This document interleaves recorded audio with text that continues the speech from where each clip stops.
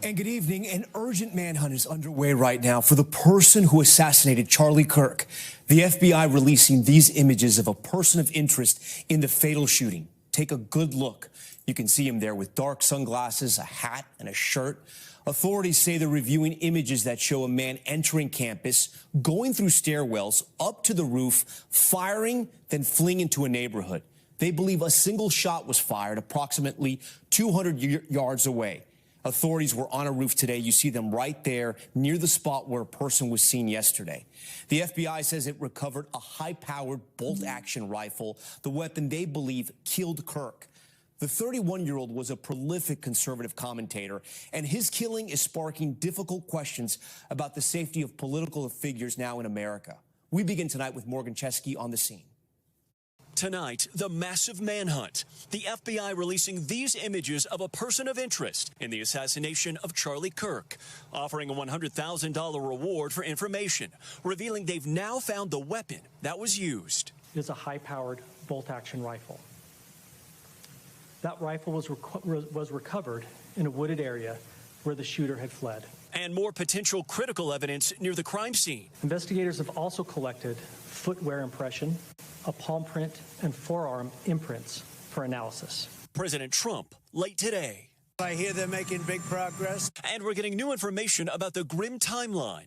Investigators say the shooter arrived on Utah Valley University's campus at 11:52 a.m. We spoke to Utah DPS Commissioner Bo Mason. We know what time the gunman arrived on campus. Yes. Do we know if he had the rifle with him when he did?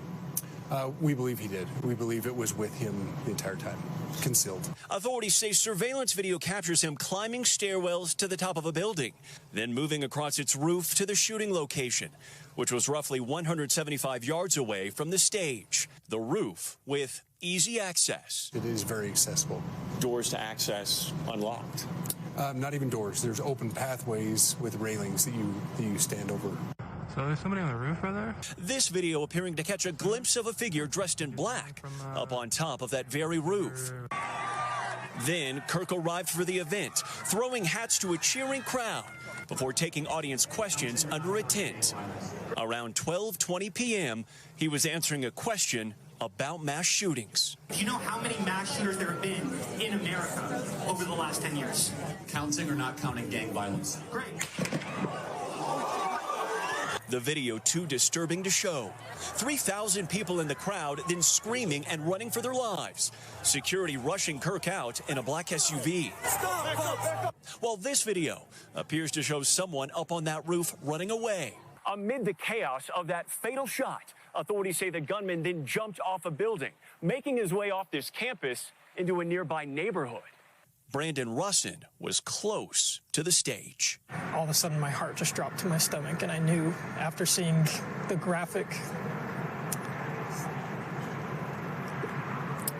nature of that shot that it was real, that Charlie had been shot. After diving to the ground, he texted his wife. What do you say? The most important words I can say: I love you. And Morgan joins us now live. Morgan, we are seeing the alerts tonight come into the newsroom. They are now telling the public there are rapid developments. What do we know? Yeah, Tom, that's right. And we're still awaiting those extra details. But Commissioner Mason did tell me that when he viewed this surveillance footage of the suspect as they made their way across campus, he said he appeared to be comfortable, almost familiar with the layout of this campus, adding that when that fatal shot was fired, the gunman did appear to have a face covering on, concealing his identity. Tom? Morgan Chesky with that new reporting right there. Morgan, we thank you. Now to the growing security concerns after Charlie Kirk's assassination, with President Trump tonight revealing he'll attend Kirk's funeral next weekend. Gabe Gutierrez has the late details. At the Pentagon, honoring today's 9/11 anniversary, President Trump announcing he'd posthumously award Charlie Kirk the Presidential Medal of Freedom. Charlie was a giant of his generation. Vice President Vance landing late today in Utah to see Kirk's family. The president speaking with Kirk's wife, Erica, by phone. We had a long long talk, and she's devastated. And suggesting he knows the motive. I have an indication, yeah, but we'll let you know about that later. The 31-year-old conservative star remembered tonight for rallying young voters and encouraging open debate, often taking questions from Democrats on campus. Do you think gun ownership is a privilege or a right? I think it is a privilege. That's where we disagree. Donald Trump Jr. was a close friend. You could just relate to people, even his biggest detractors. I mean, on a daily basis, Charlie Kirk gave them a platform to debate these ideas. The president now blaming what he calls the radical left. For years, those on the radical left have compared wonderful Americans like Charlie to Nazis and the world's worst mass murderers and criminals. This kind of rhetoric is directly responsible for the terrorism that we're seeing in our country today. But threats against high-profile figures from both parties are on the rise. Capitol Police telling NBC News its agents are on track to work through roughly 14,000 threat cases this year alone, which would be a 48% increase from 2024. In just over a year, there have been 2 attempts on President Trump's life. A Democratic state lawmaker and her husband were murdered in Minnesota, and the residence of Pennsylvania Governor Josh Shapiro was firebombed. The assassination of Charlie Kirk risks an uncorking of political chaos and violence that we cannot risk in America. Just today, a string of threats forced several historically black colleges and the DNC headquarters to be locked down. Tom? We thank you for watching, and remember, stay updated on breaking news and top stories on the NBC News app or watch live on our YouTube channel.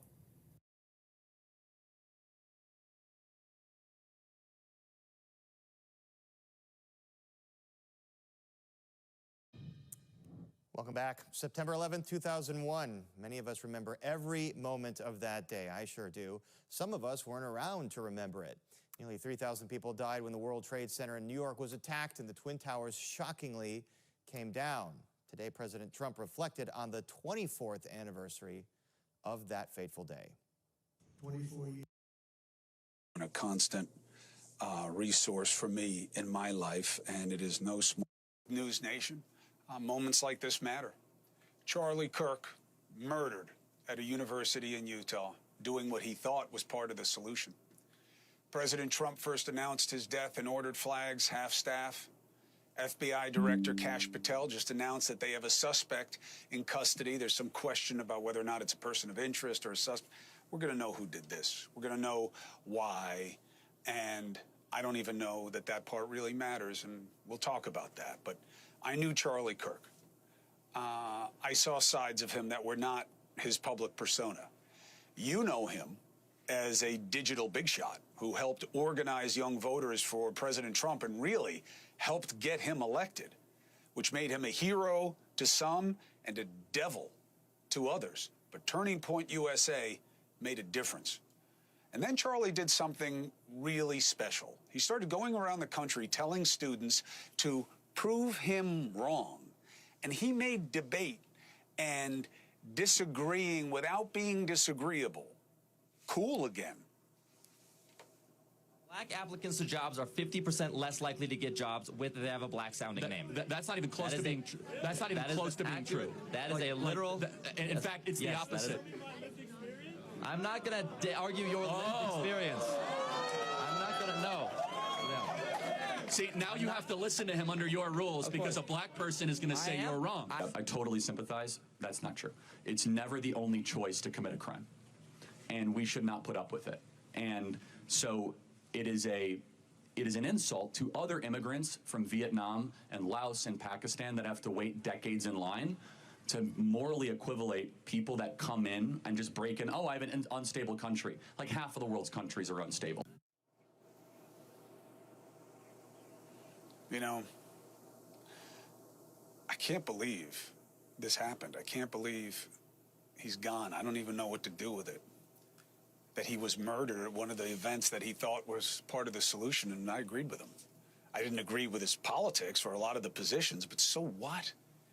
Killed for his ideas? For his feelings about trans or Trump or Israel? Was the shooter a lefty or crazy or both? We'll know.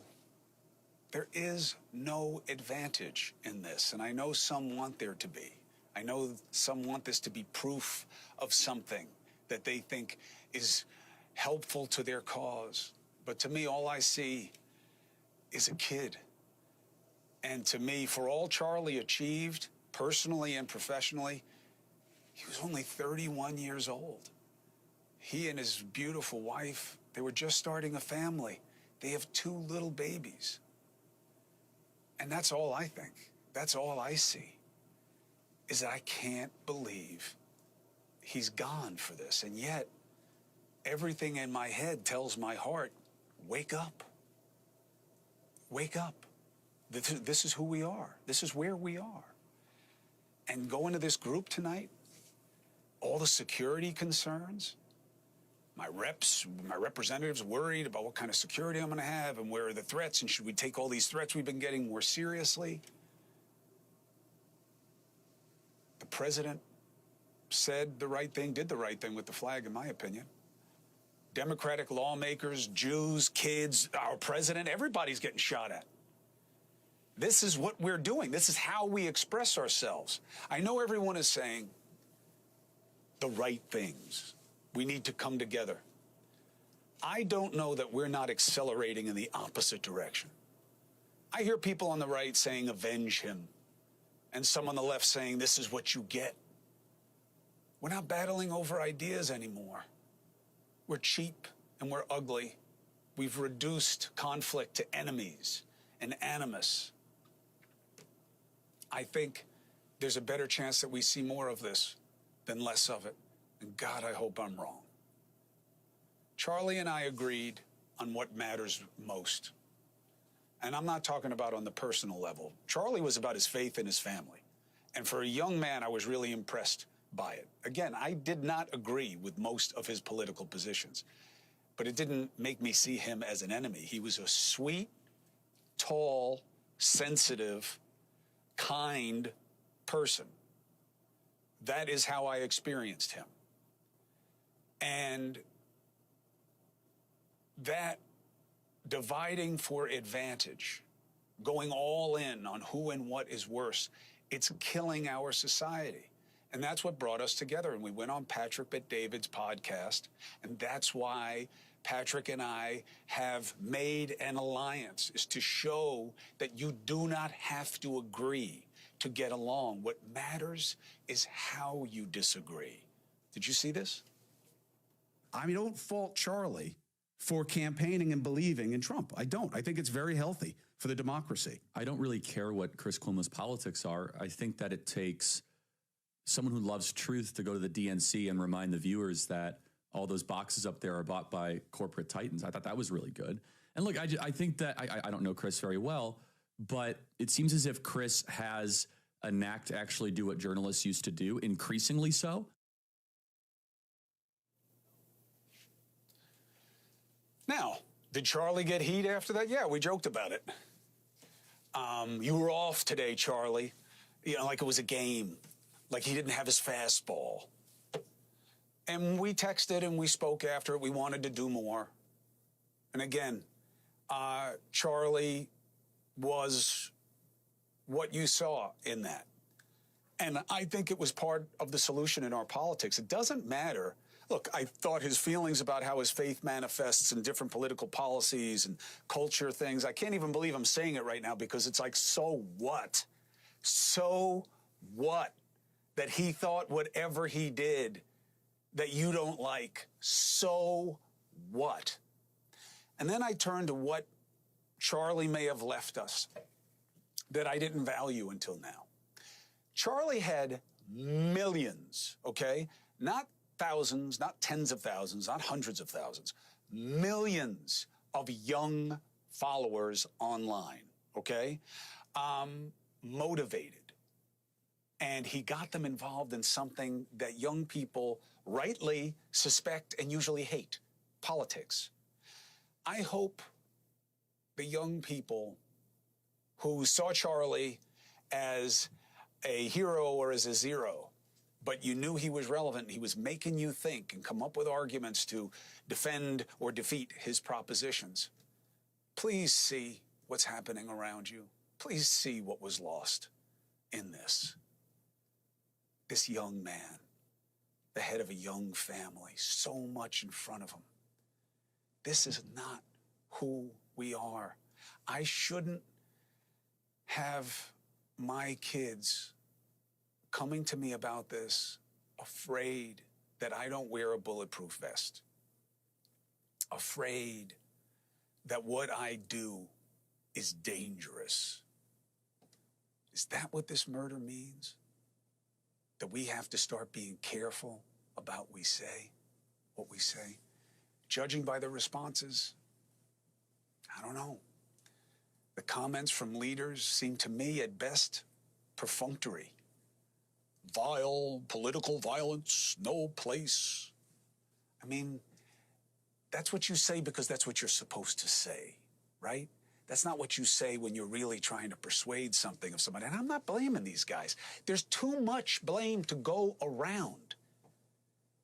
And, you know, I see Musk putting out stupid things and the idea of avenging this and the party that left the I mean, look, I know he's autistic, okay? I know a lot of autistic people. I don't know that it's an excuse for every stupid thing that the guy says.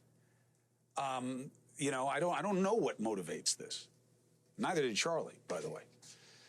All I know is this is who we are right now.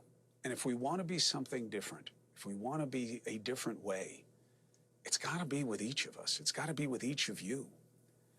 Get out of being a part of any group, any them, and just act on what you think is right. And you know that what happened here is so wrong.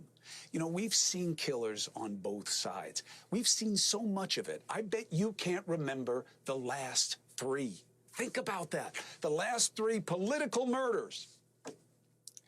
In June, we had this right-wing nut job dressed as a cop, shot and critically injured a Democratic Minnesota state senator, Hoffman, and his wife. He then went on to fatally shoot the top Democrat Minnesota lawmaker in the House, Representative Melissa Hortman. Did you remember that? Her and her husband? Remember Pelosi's husband getting bashed? Police found a hit list with that Minnesota guy. The Israeli embassy. Do you remember that one? The staffers? The pro-Palestinian Latino guy who wound up just waiting for the cops to come? Pacing the Jewish museum? Killing 2 people who he thought were Jews? Do you even remember that? Can you remember that? We forget so fast. Why? 2 reasons.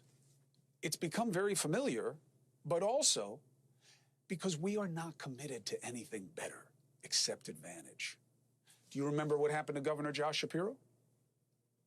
Remember that? A left-wing, anti-Israel lunatic. So who's that one? You know, what side wins there? Well, he attacked a Democrat, so it's bad for the right. Oh, but this guy's anti-Israel, and that's a far-left thing, so it's good for the right. Is that who we are? Is that where we are? So I don't know what to say to you about the virtue that we must reclaim. All I know is that I hope we don't forget. And we have 9/11 tomorrow, and boy, have we forgotten. We have forgotten who can be our enemy, what is our enemy, and what it takes for us to come together and survive. But I don't think Charlie will be forgotten. I'll end on this. I don't think Charlie Kirk is going to be forgotten anytime soon, and I really hope people don't let him and what he was about at his best be forgotten. All I know is I am so sad about what happened. It is such a shame. It is such a waste. It makes nothing and no one better. And all I know is that I get to decide what to think about it and what to do after it. And I am going to keep showing up. I don't care about the threats because I believe that the value here is in using the platform as long as I have it to try to get us to a better place. It is not about agreeing or disagreeing. It is about how we disagree and how we prosecute the case for what we want America to be. And we are not getting it done. If this fight is not over ideas, it is lost before it begins. I am so sorry for the Kirk family. If there is anything that we can do as you guys go forward and decide how you want Charlie remembered, just let us know. So what are we supposed to do with this? What are we supposed to see in it? Bill O'Reilly is a familiar guest on the show and a constant resource for me in my life, and it is no small coincidence that his latest work, Confronting Evil, is one of the top books in the country, and it puts him in a sweet spot of helping us understand what we are once again living through in this country. Bill, thank you for joining me on such an important night. Of course, it's a shock and it's a horror given his age and the stage he was in life and that young family he had. But what do you do with a situation like this? Well, first of all, let me provide some hard news perspective. We are entering a new age of evil. The last age that we had was in the 1930s, with the rise of the dictatorships all over the world that led to 100 million people dead in World War II, the Holocaust, on and on. Now, I wrote this book, Confronting Evil, to signal people that it was coming. And it was a harrowing day for me today. I was born today in 1949. And I got up, and the first thing I heard was that Putin shot missiles into Poland. Ultra dangerous, all right? Putin is as evil as they come. He's on the cover of Confronting Evil, my book. He is a psychopath who is looking to slaughter human beings. That's what he wants to do. You don't shoot missiles at a NATO member unless you are trying to upend the entire world in an evil way. And then a few hours later, we have the Charlie Kirk assassination on the eve of 9/11, where we lost 3,000 people to evil. So I started the book's research and writing about a year ago, and I knew, as you say a lot in your monologue, that things were deteriorating not only in the United States. This is not an American problem. This is a worldwide problem. And my opinion that I inject into the book, backed by facts, is that too many people in the world and in this country are looking away. We are looking away. And we are allowing evil to gather power. And you can just analyze it from every point of view. To sell heroin, we're not even going to charge you in major urban centers. It's okay to slaughter African Americans on the south side of Chicago, thousands of them going on for 20 years. 20 years. And we're going to look away. We're not going to demand that it stop.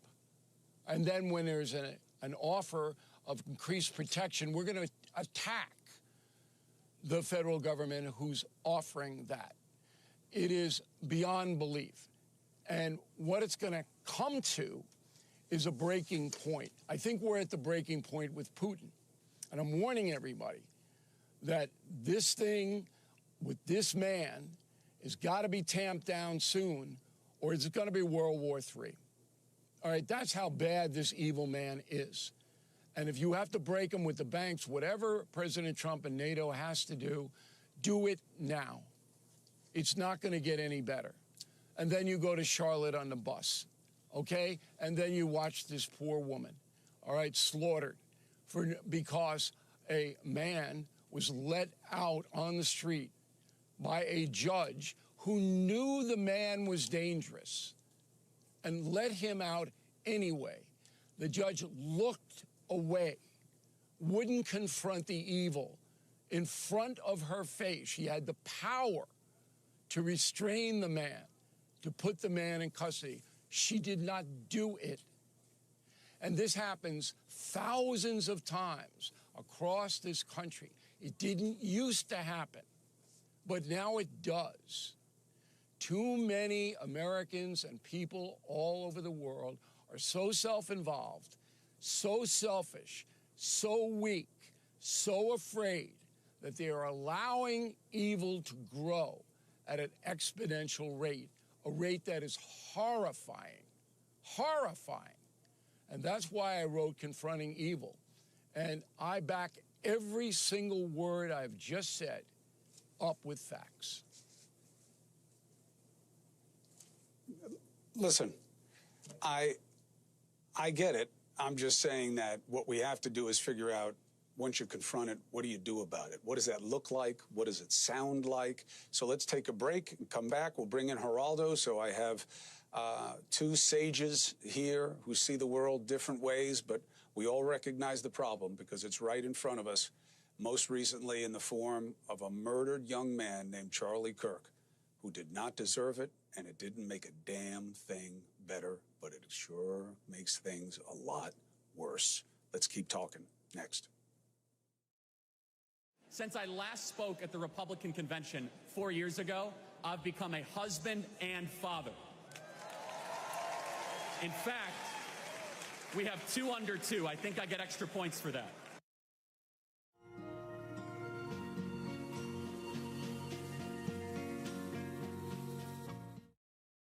And we started to get 5 million views a day, 6 million views a day, and 10 million views a day. And so over the summer, I said, well, what if this election season, I do like 25 campus stops, and we kind of create these open air discussions, and they might go viral, especially on TikTok, that could influence a lot of people to view the election the way, obviously, I want them to view it.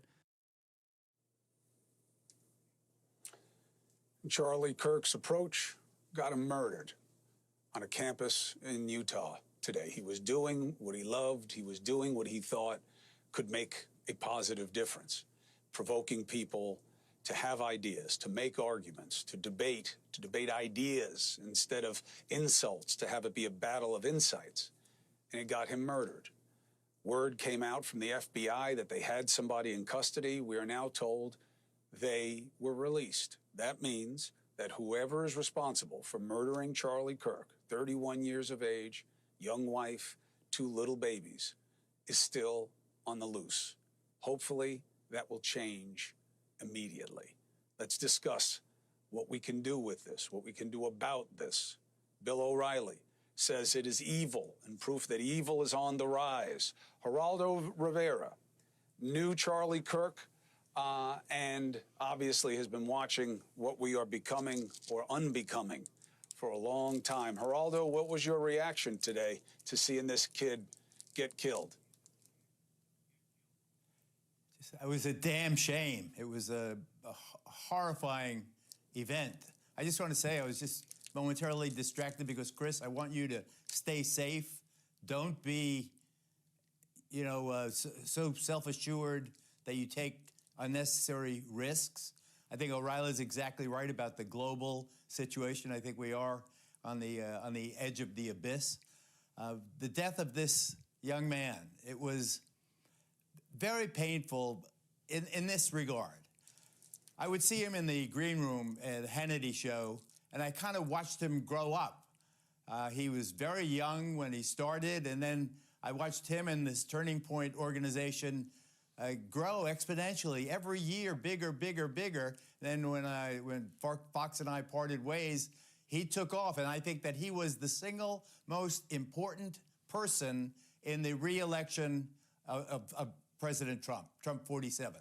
He played an enormous role in motivating the young people of this country, stripping them away from their traditional Democratic roots, bringing them squarely in Trump's orbit. And he was amazingly effective and very, very important in that regard. This is, therefore, not just a political assassination. This is a major, horrible political event. The Trump camp and the Republican Party writ large has now been stripped of one of their most effective warriors, the person who changed the demographic in their election campaigns. And I think that this is and the fact that the shooter is still at large, how can any Republican or Trump-supporting politician feel safe as long as that shooter is at large? This is very, very big, important. Historians will write of this. This is a very big deal, and I hope to God that they apprehend the real shooter of Charlie Kirk, who did not deserve this. A wonderful kid, married man, nice family, beautiful children, affable, wonderful, tragic. Chris. So what do we do with it? What do we do about it? Bill, you're making the case that it's an illustration of evil. Of course, we don't know who did it, why they did it. Whatever the rationale is, it's just going to be weaponized by one side over the other. I certainly don't believe either flank of our poison politics has any kind of stranglehold on virtue.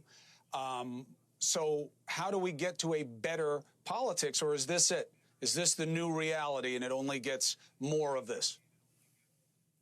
No, you can roll the age of evil back, but it's going to take courage. It doesn't matter why the guy did it, and I'm assuming it's a man. Doesn't matter, okay? He murdered a fellow human being, all right? And he took that person away from his 2 young children.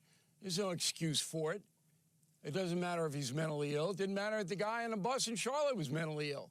Guy got on the bus, put a knife in his pocket, did what he did. He's got to vanish. He's got to disappear, never to be seen again. I don't believe in a death penalty, but that man can't ever, ever be out on the street again. And the woman judge who allowed him to be on the street has got to be fired immediately, taken off the bench. And that is the key. Look, if you want to defeat something as insidious as evil, you've got to do it through strength. You can't look away. You can't run away. That's the game Putin's playing. Push it, push it, push it. Because they're going to run away. They're going to run away. They're not going to confront me. They're afraid of me. Okay? That's what he's doing. And the evil in the United States, you can see it. We now accept people selling heroin to children in places like New York City and Chicago.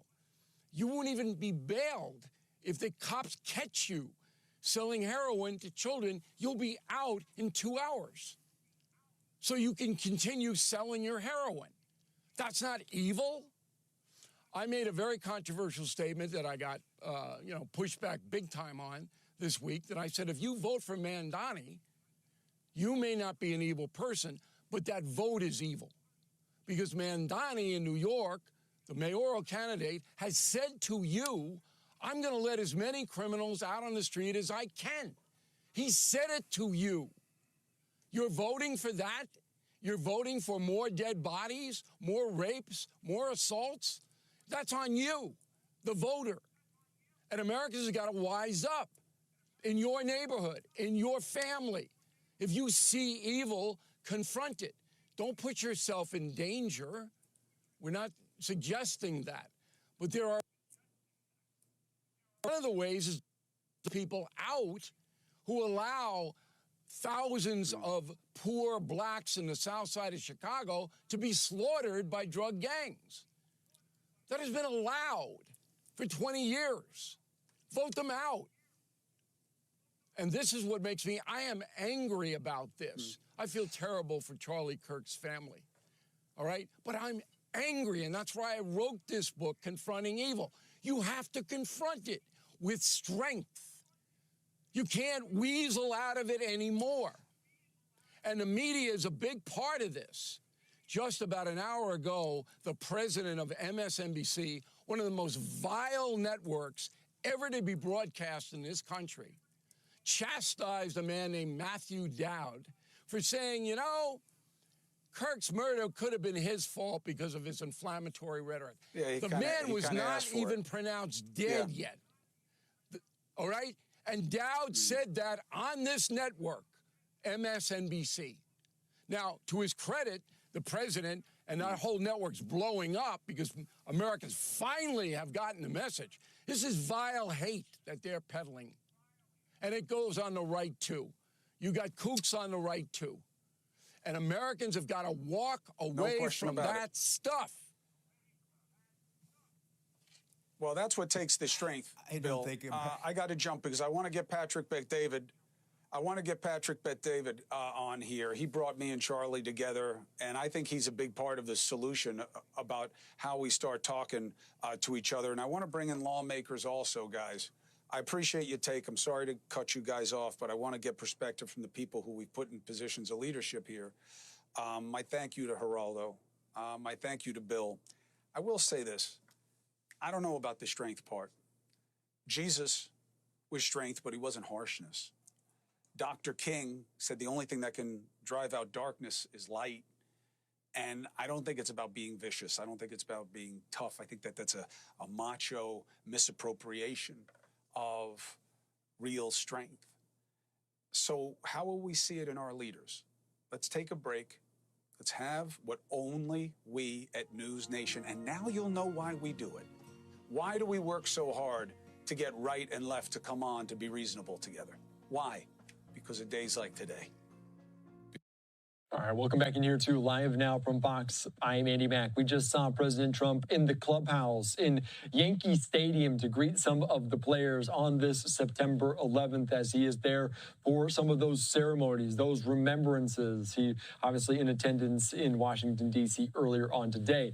But we're also talking about the top headline right now out of Utah as the manhunt continues after the fatal shooting of conservative activist Charlie Kirk. And we saw plenty of reaction yesterday on the Capitol Hill steps from lawmakers talking about this. A post from Bloomberg saying after the shocking assassination of Charlie Kirk, lawmakers in Washington reacted with grief, frustration, anger, and fear about their own security. And that is a topic of conversation that we're going to get into right now. Let's bring into it here on Live Now from Fox, Semaphores reporter Eleanor Mueller. Thank you so much for joining us here on Live Now from Fox. And you were just noting that potentially President Trump had more security. That seems to be on the forefront of so much people's minds. What can you tell us about your reporting? I was at the Capitol last night and again this morning, and I think the sense among lawmakers is, one, a sadness that this is the point that we've gotten to as a country. There's a lot of urging, a cooling down of the political rhetoric, but at the same time, we're seeing them express a lot of concern for their own safety. Congresswoman AOC was saying that she had a rally in North Carolina this weekend. She's now postponed that rally. Congresswoman Nancy Mace told us that she will no longer be holding outdoor events. She's considering going back to carrying a firearm 24/7. And so we're starting to see a lot of politicians take these additional measures beyond, getting more money from Congress to pay for security to protect themselves. And I want to ask you, because Speaker Mike Johnson obviously kind of at the focal point of so much of this, obviously the leader in the House, the Republican, a close ally of President Trump, similar to the way that Charlie Kirk was, just as President Trump called him a great American patriot. But just talking about the logistic of the security, what does Speaker Mike Johnson say, and how much of a burden might that be if they try to increase security for all the members? Right now, the FBI is trying to track down the shooter who killed conservative activist Charlie Kirk. While authorities in Utah work to uncover a motive, they are calling this a targeted attack, an attack against a prominent political figure on an American college campus. This heinous attack comes against the backdrop of a nation, folks, that's reeling from a spike in political violence. In a new column for MSNBC.com, Simone writes, quote, "Democracy cannot function under fear." We have some late-breaking developments. Utah Public Safety is now releasing additional photos of the person of interest. We saw those two other photos of this same individual earlier today in connection with the shooting of Charlie Kirk. They are coming in from the state here, and it seems to be, looks like we're looking at some sort of a Twitter slideshow here that has multiple images. Your reaction to seeing these photographs as this investigation continues to unfold? My reaction to seeing them, or my reaction to the fact that they're coming from the state instead of the FBI? We have at it. It didn't occur to me that they're coming from the state and not from the FBI. But what is the significance of that? There's actually not a significance. I thought you might have been raising one, but it's very common in situations like these to have the state, locals, and federal partners work hand in glove with each other. Since this very day in 2001, the FBI and local governments have really ramped up what they call the Joint Terrorism Task Forces, which are essentially co-located groups of officers and agents from different federal agencies and state and local departments that, when a crisis like this happens, are already seamlessly integrated to help each other out. So it's not unusual to me that we're getting information from quite a few different sources of law enforcement. And I would really caution people not to read too much into the fact that the person in the picture is called a person of interest. That could mean it's the subject, in other words, the suspect who they think might have actually done the shooting. It could be a potential accomplice. It could be somebody who was simply in the building with the shooter and may have very valuable information. There's a reason they use a vague phrase like person of interest. We don't want to prejudge things. We don't want to get somebody doxxed. We don't want to get social media brigades falsely accusing people that they think they've identified. It's important to take everything that you're being told by the Utah Department of Public Safety at face value on this one. I'm curious to get your take as a former about this on again, off again sort of cadence that the FBI has had yesterday and this evening. There was going to be an announcement. There were rapid developments, so to speak, that they were saying in the case. It looks as though now that is not the case at all. Is it fair to assume that that's because, in fact, there are no developments to share?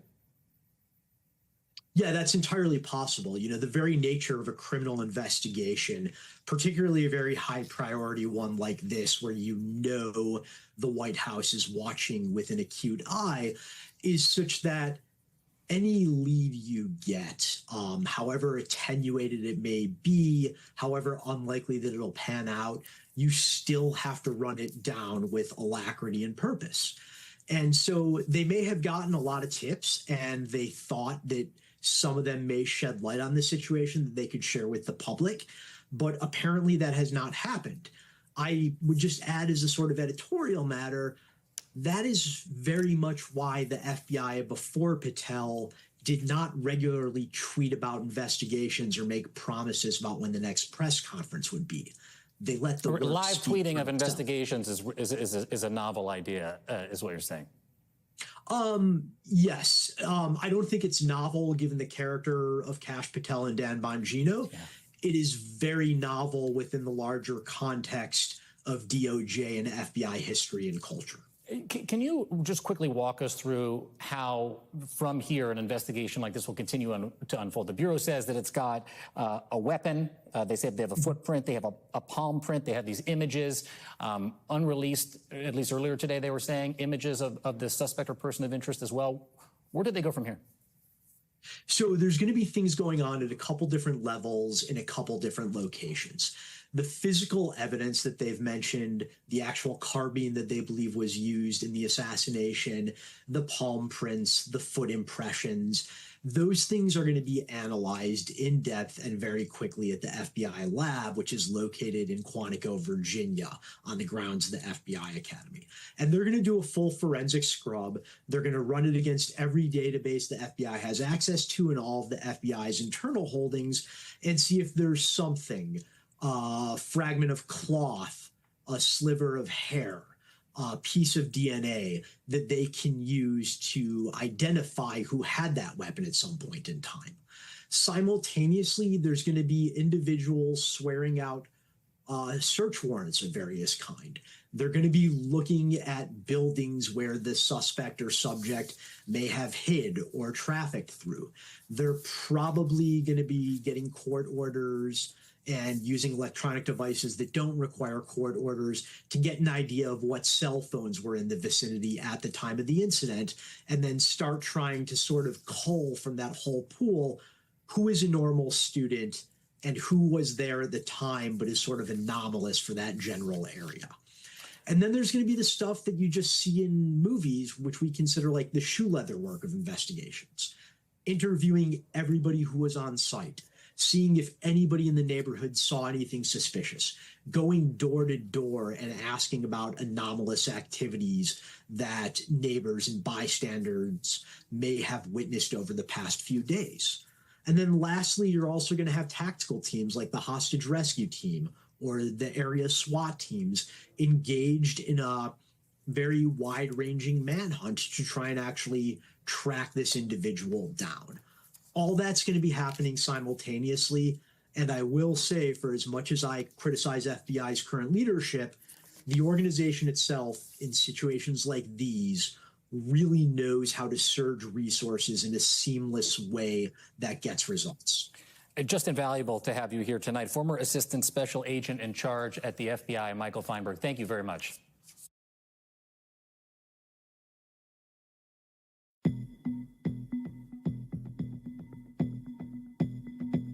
These are live pictures, Air Force Two in Phoenix just landing with a jet carrying Charlie Kirk's casket along with his family. We're going to see them deplane in just moments here. Arizona is where Kirk lived with his wife and 2 young children. Only an hour ago, Vice President J.D. Vance helped carry Kirk's casket onto Air Force Two in Utah, seen placing his hand on Kirk's casket. We'll see them get off here in just a few moments. As President Trump says he spoke earlier with Charlie Kirk's wife, offering these details about their call.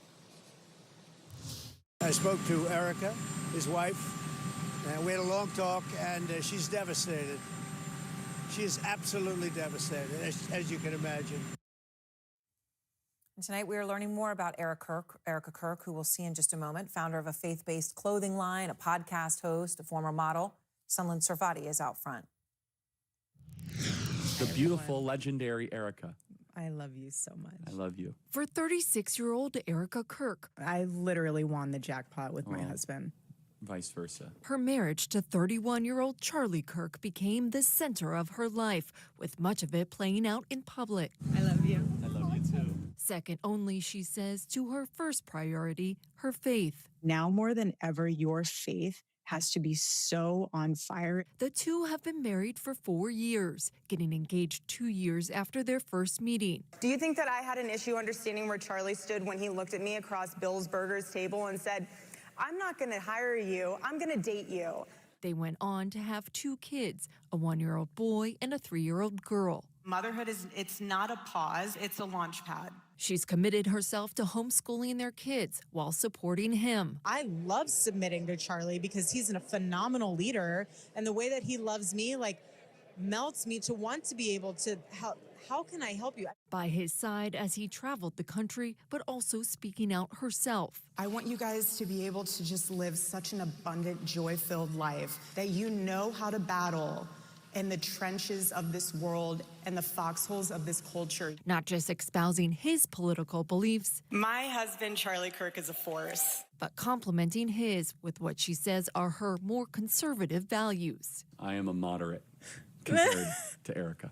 Erica is very conservative, and I was raised well. Raised in Scottsdale, Arizona by her mother, her parents divorced when she was young. Her grandfather was an immigrant from Sweden. She studied political science in college and is working on her doctorate in Christian leadership and biblical studies. She was briefly an NCAA women's basketball player. Everyone thought I was a little boy because I wore Jordan and all these different types of athletic clothes. Crowned Miss Arizona in 2012. I love to work out. I love to spend time with my family. I love to play with my dogs. She has a nonprofit. Internationally, we support and sustain several orphanages throughout Europe. A devotional podcast and a Christian clothing company. I guess you could say I'm a social entrepreneur where I find little pockets within a culture that I like to disrupt. Her partnership in life and politics with Kirk often tinged with concern for their well-being, something she mentioned during her most recent podcast. You know, my husband is on college campuses getting screamed at by college kids as he's trying to share with them the truth. And he is so calm. Would I be calm? No, I wouldn't. I barely go to those only because I don't trust myself not climbing over the table and attacking someone in the crowd because I'm very protective of my husband. She acknowledged his appearances made them vulnerable, but in conversation with her husband, committed to stay their chosen course together. Do I get hate? Bring it on. Exactly. I'll have a a velvet steel spine by the end of my life. So bring it on. I have nothing to fear. Now, these are live pictures of Air Force Two now in Phoenix. Erica on board, family, and Kirk's casket, along with Vice President Vance. Mina Durson is in Phoenix at the airport. Mina, that plane just landing moments ago as we were airing that piece about Erica. So you're looking there at that plane. We understand the casket is on board, the family is on board, and we expect to see them any moment.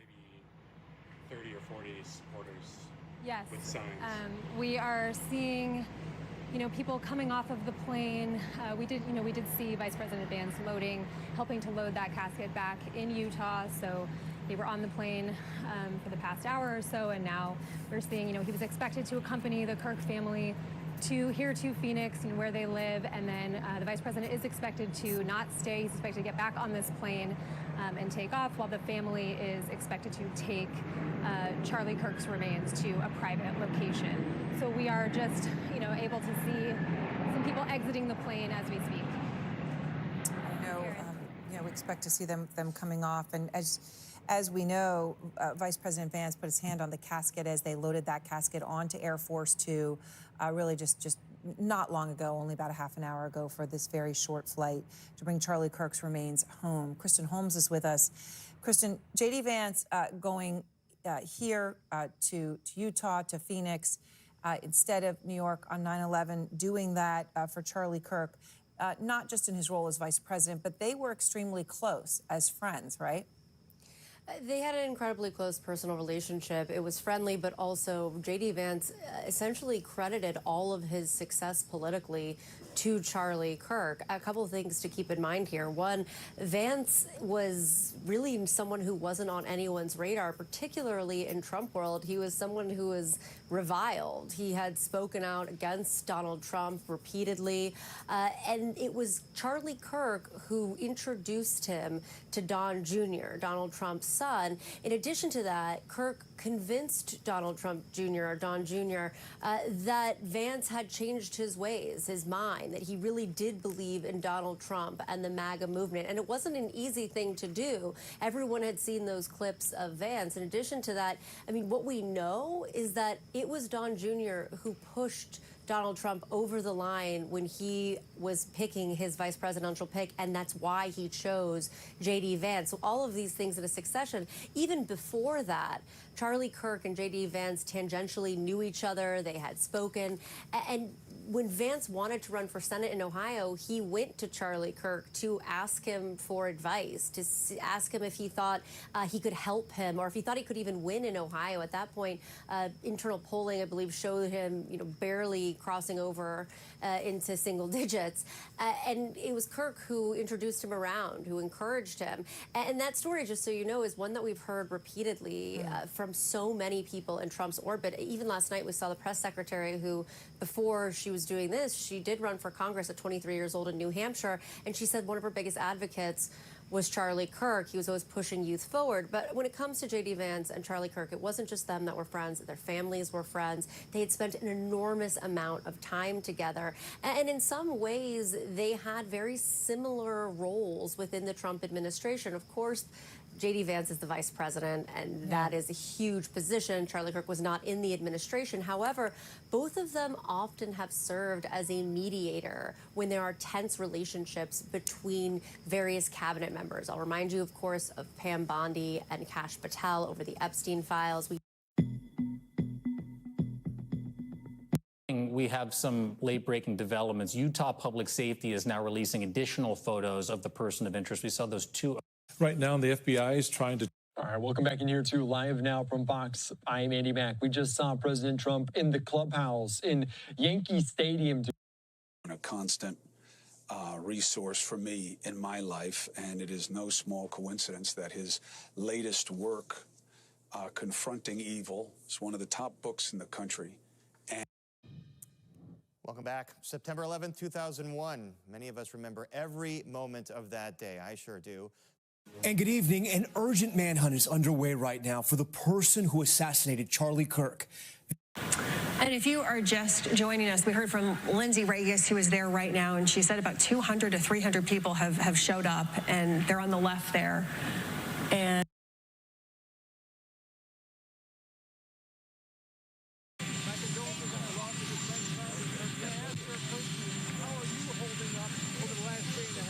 I think very good. And by the way, right there, you see all the trucks.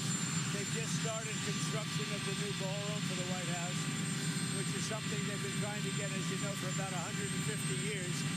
And it's going to be a beauty. It'll be an absolutely magnificent structure. And I just see all the trucks. We just started, so it'll get done very nicely, and it'll be one of the best anywhere in the world, actually.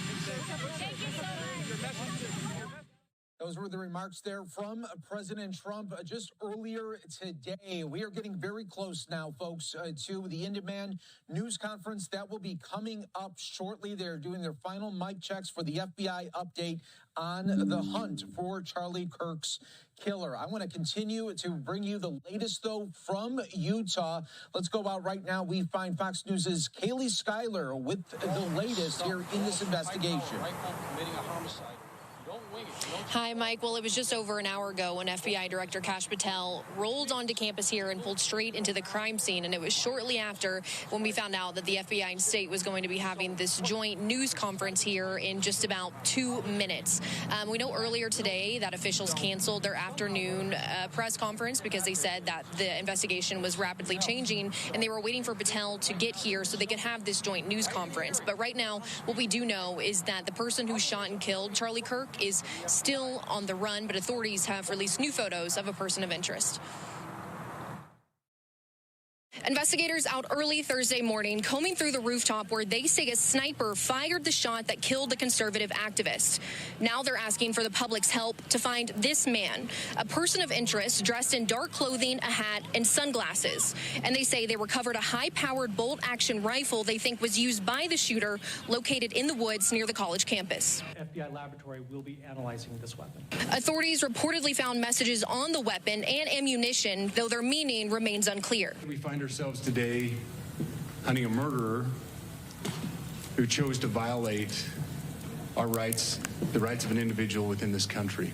The FBI is offering a reward of up to $100,000 for anyone with information that leads to the identification and arrest of the gunman. The suspect blended in well with a college institution. The Turning Point USA CEO was a close friend and ally of President Trump, who announced he will award Kirk the Presidential Medal of Freedom posthumously. Charlie was a giant of his generation, a champion of liberty, and an inspiration to millions and millions of people.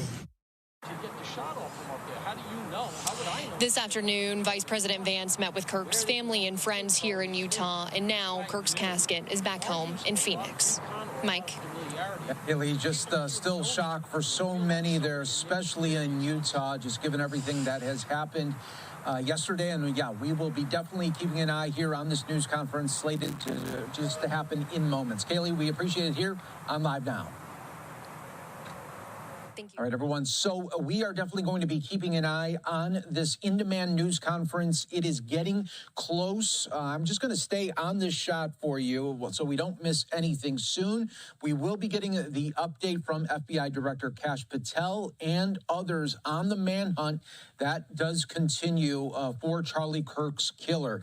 Let's show you, while we have the time, just a little bit more of these images that have been released within the last hour, showing some new details of the suspect here. And you can see just some more close-up shots of this individual. And police are hoping that somebody out there is going to recognize this person. And again, we don't know exactly what is going to be said at this news conference. So we are going to be definitely watching as it all unfolds here on Live Now from Fox. And on the back end of it, we will have a former Secret Service agent to talk about security measures and everything that we just saw and witnessed yesterday, and maybe what is changing for political figures and even pundits as well when it comes to this really sad nature that we are dealing with in this world now of so much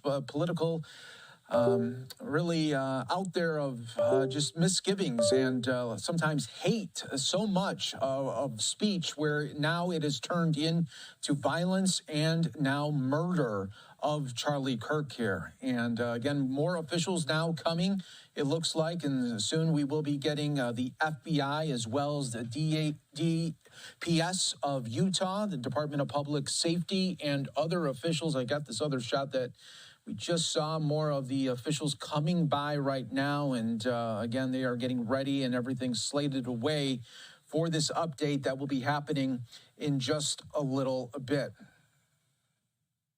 I do want to show you also earlier today, very sad moment.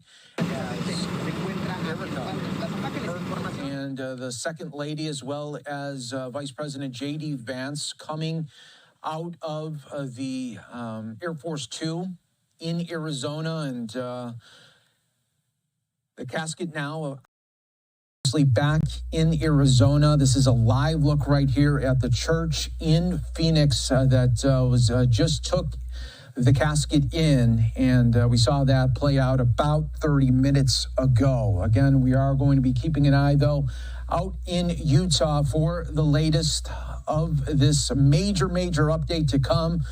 A manhunt for Charlie Kirk's killer continues.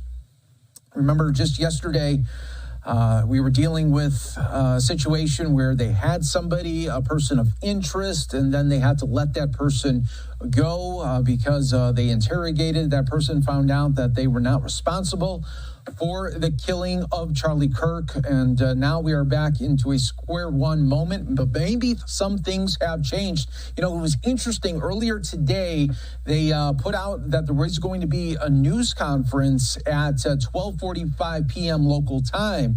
And then about 45 minutes to go until that news conference happened, the Utah officials put out a statement saying because of the really fast developments that were happening in this case, they postponed it. We didn't know a time. Now we know the time, where that about an hour ago, we learned that this news conference was going to be happening at 9:30 p.m. Eastern time, just a little bit past that right now. But we do not want to go anywhere, because usually, you know, what they always say, when you go to a commercial waiting for this event, that is when exactly they will pop up there and start talking. So we don't want to miss anything like that. Also, we should let you know we have a new shot here of a vigil that will be taking place in College Station at Texas A&M for Charlie Kirk. That will be happening in moments as well. So we'll be able to show you some of the highlights a little bit later as well. But you can see they have a guitarist getting ready, and this event about to begin any moment as well. Back out to Utah right now, where the FBI update will be happening in just moments, and we will be bringing this to you all on Live Now from Fox as it does happen. But yeah, we were just talking about how we were learning earlier this afternoon that there would be a news conference. It did get delayed because of some fast-moving developments. We do not know what that is just yet, but it had to be big enough for the FBI Director Kash Patel to leave New York City and come to Utah. So they were making sure that that was all put into place so he would be able to speak and give the latest developments from the FBI side of this investigation. We should also let you know that the Marshal Service is also joined in the task here of this manhunt, because they have a fugitive that is on the loose right now. At least that is the latest updates here that we are able to give to you on Live Now from Fox.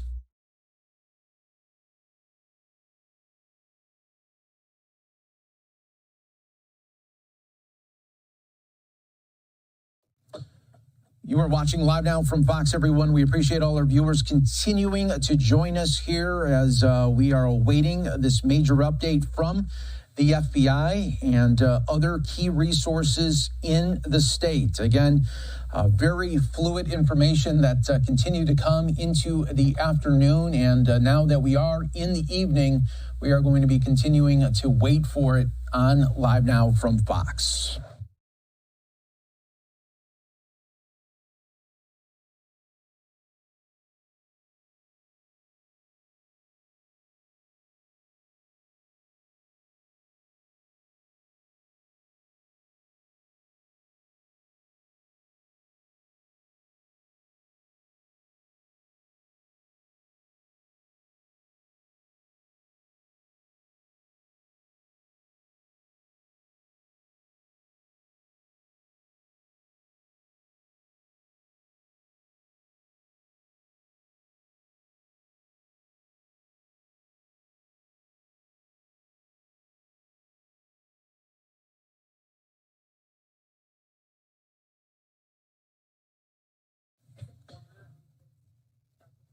All right, everyone. We continue to bring you the latest here on Live Now from Fox. Again, waiting for these updates coming out of Utah. But I do want to bring in my next guest to help us get ready for this news conference, as well as talk about the active investigation and manhunt that continues on. Please welcome our next guest here, Jeff James. Former Secret Service agent, spent more than 2 decades as a Secret Service agent and had presidential details as well. Jeff, thanks so much for joining us this evening, and it's an honor to talk with you. Thank you for having me. I'm honored to be here. Thank you. All right, so let's talk right about this active investigation right now. The manhunt continues, and just a little bit ago, we were getting new information and new stills of the suspect. What can you tell us about as the FBI and others putting this information out there? In the day that the FBI was saying they weren't ready to quite put the pictures out there yet, but then I guess it was about mid-afternoon today they started putting out the pictures. So I think maybe a lead they thought they had may have stalled, and now they're like, okay, now it's time to get the help of the general public. I wouldn't be surprised if this press conference was going to be used right now to announce that they had the identity of this person. Maybe not that they had them in custody, but that they have their identity. This is powerful stuff that you're looking at with these stills, and along with the reward they're offering, somebody's going to come forward. Yeah, that is, I mean, we're definitely hoping for that. And once they have a name out there, Jeff, tell us how that really then shapes the investigation and puts, I would feel, maximum pressure on this individual. Oh, for sure. And look, everything is going to continue in the background. All the forensics investigations are going to continue. All the eyewitness interviews are going to continue, because, there's something that happens when people witness trauma, that their memory kind of blanks for about 24 hours and then pieces start to come back to people. That's why a lot of police departments, you'll see that they'll have a policy where if an officer's involved in a shooting, they don't interview them for facts and for 24 hours. They'll wait till the next day. So there may have been people who the police talked to yesterday who have called since and said, hey, you know what? I just remembered I saw this guy with a backpack running this direction, or whatever it would be. So the interviews are going to continue. Like I said, the forensics are going to continue as the manhunt now begins. And I think you're going to see all the boots on the ground looking for this guy. It's going to be, I believe, almost tantamount, probably not to the level, but pretty close to when the Boston Marathon bombers were at large and you just saw the massive manhunt. That's what Utah is going to look like. Yeah, I mean, that is a perfect way to put this. It really does have the feelings of this manhunt that really, really took Boston, and it really had everybody involved in the city and the surrounding areas, and likely it is happening like that right now. Jeff, I want to get your insight too on what I know. Hindsight is 2020, but what did you think of the venue where Charlie Kirk was yesterday? And did you see some areas where there was security flaws? Well, I will tell you, in over 2 decades of preparing sites for people that the Secret Service protected, the hardest sites I ever did were outdoor sites. They are a monster. You have to worry about so many things that you don't worry about when you're indoors. Long lines of sight. People could lob in mortars from thousands of yards away, drones. Like, there's just so much to worry about. And look, Charlie Kirk didn't have the assets that the president had. If the president was in that same situation where he was kind of in that bowl surrounded by buildings, those buildings probably would have been cleared out. We certainly would have had snipers. We would have had ballistic glass. There would have been surveillance teams, not just in the perimeter, but outside the perimeter as well. And unfortunately, Charlie Kirk didn't have the benefit of that. If I was someone who was advising someone like Charlie Kirk, who certainly invited a divisive audience, I probably would have just begged him to have his events inside, because there's so much less you need to worry about. And do you think that's where it probably needs to go in the future for not only political events, but like pundits that are doing political events? I mean, do you think it's going to have an inside presence?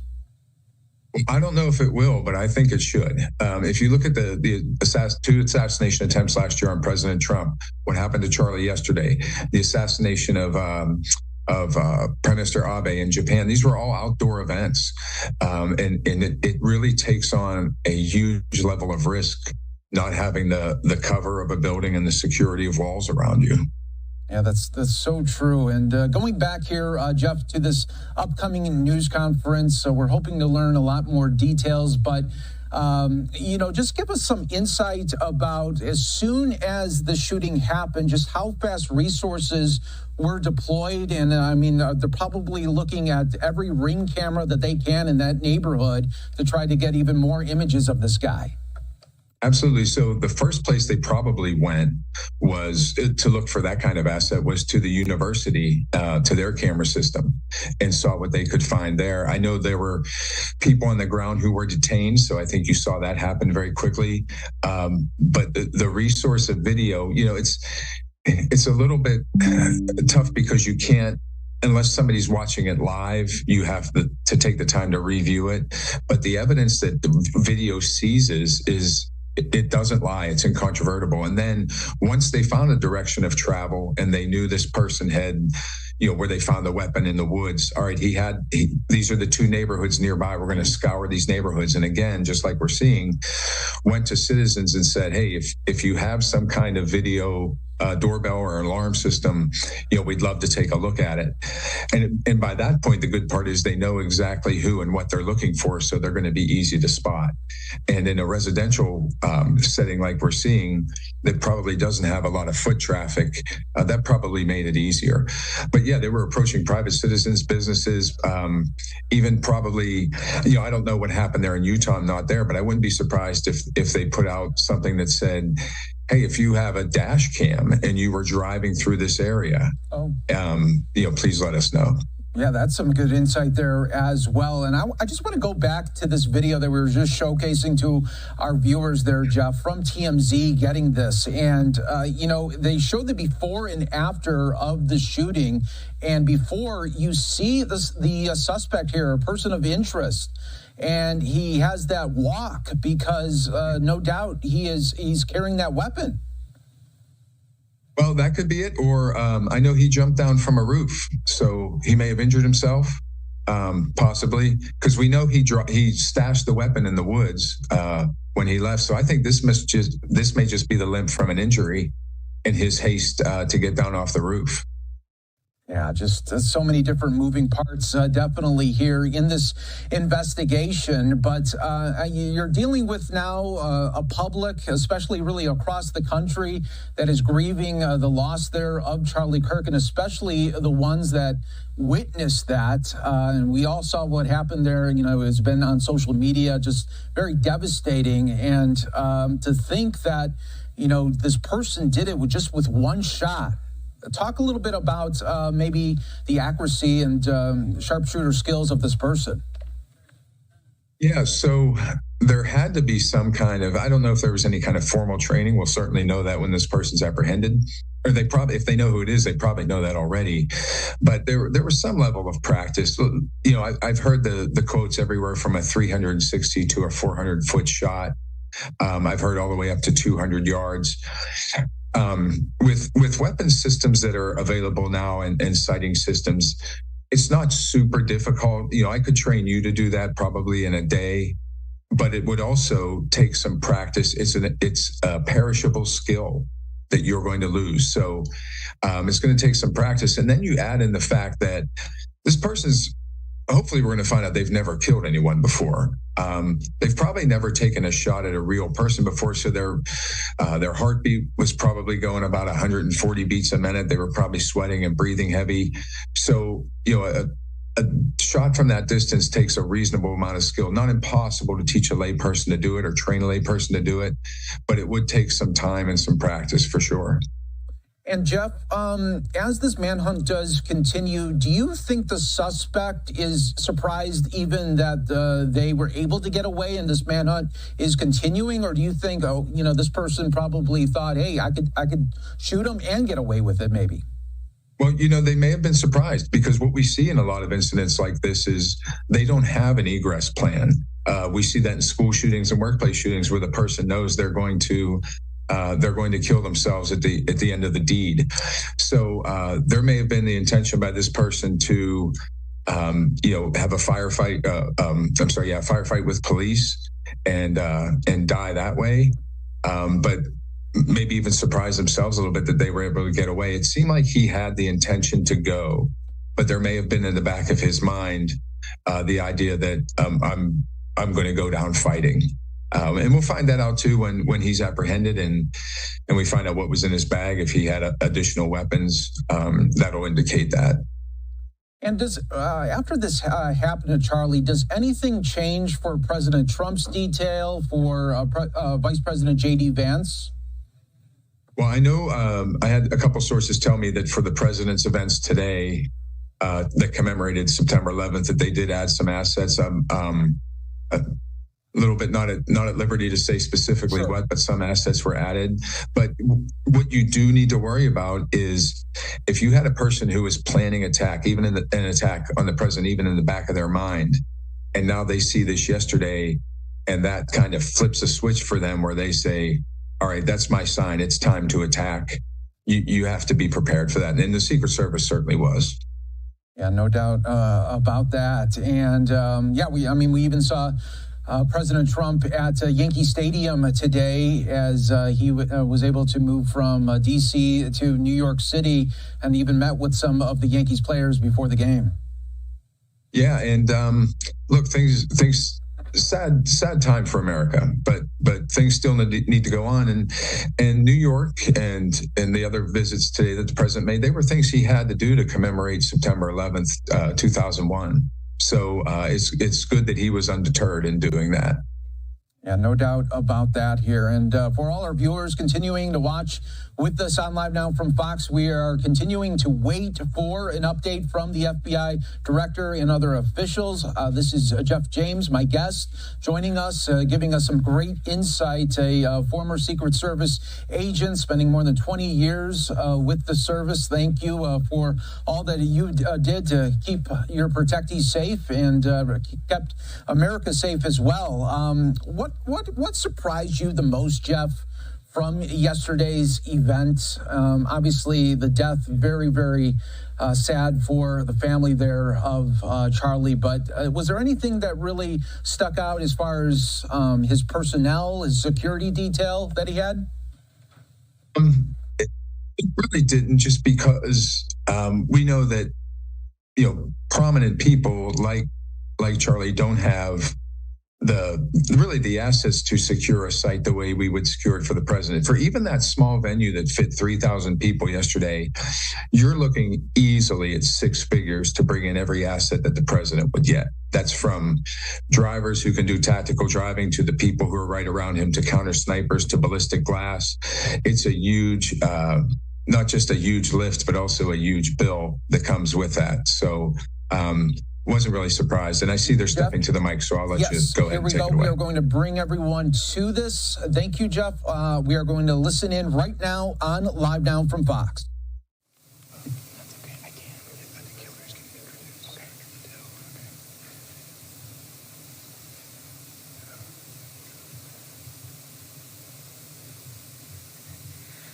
Hi, everybody. Thank you for being here today. My name is Hillary Kellner. I am the Communications Director for the Utah Department of Public Safety.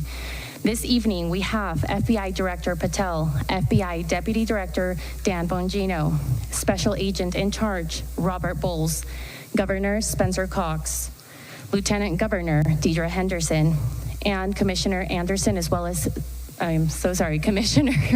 Commissioner Bo Mason, as well as some local partners here present with us today. Governor will kick it off. Governor Spencer Cox, Lieutenant Governor Deidre Henderson, and Commissioner Anderson, as well as